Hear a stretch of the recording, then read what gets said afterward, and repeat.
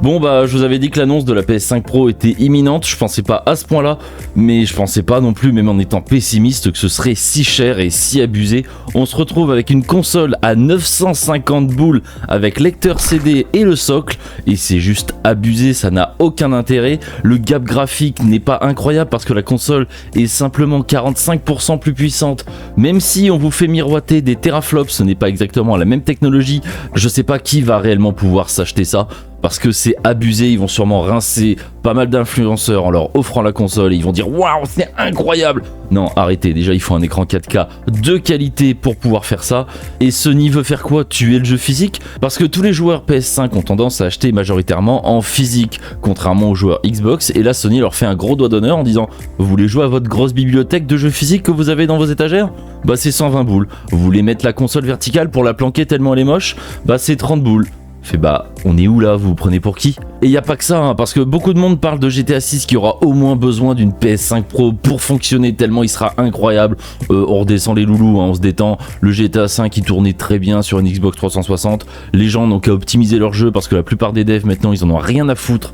Et quand on voit sur PC, comme je le dis souvent, il y a des configs de jeux qui sont sortis Day One qui demandaient une 4090, mais c'est n'importe quoi. Surtout que le gap technologique, là on le voit de toute façon avec seulement 45% d'amélioration, mais c'est pareil pour les cartes graphiques.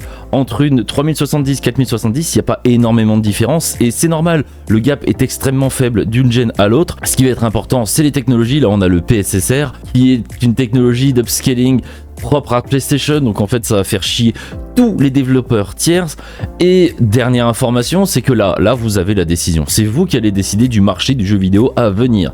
Si la PS5 Pro fonctionne, si elle se vend, et ben vous pouvez être sûr que les prochaines générations, quel que soit le constructeur, peut-être pas Nintendo parce qu'ils sont un petit peu à part, ils jouent pas dans les mêmes gènes, mais toutes les consoles Xbox ou PlayStation vont être vendues à plusieurs couilles au prix d'un PC. Et je vous dis, à 950 balles la console de jeu, prenez-vous un PC. Je suis pas team PC du tout, hein, mais sincèrement non, prenez-vous un PC, vous mettez quelques euros de plus et vous allez avoir un truc qui va tourner, que vous allez pouvoir améliorer et vous allez pouvoir garder vos jeux. Les générations, vous ne connaîtrez plus ça, et bah ça suffit parce que là ça va être une énorme douille. Je vous raconte pas si ça fonctionne, mais on va avoir des consoles à 800 000 euros à la prochaine gen qui seront pas justifiées juste pour qu'ils se rincent. Et je rappelle que Sony a déjà augmenté son abonnement, ses manettes et sa console.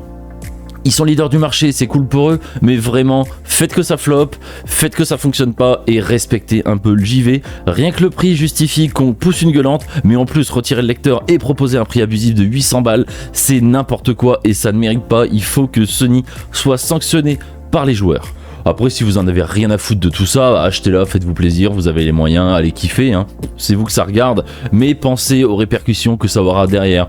Pour tout le monde, pour vous, pour moi et pour tous les autres gamers. En tout cas voilà, c'est vraiment de la merde et nous comme d'habitude on se retrouve dans une prochaine vidéo pour parler actu, news et surtout jeux vidéo. Je vous fais des bisous et je vous dis à la prochaine.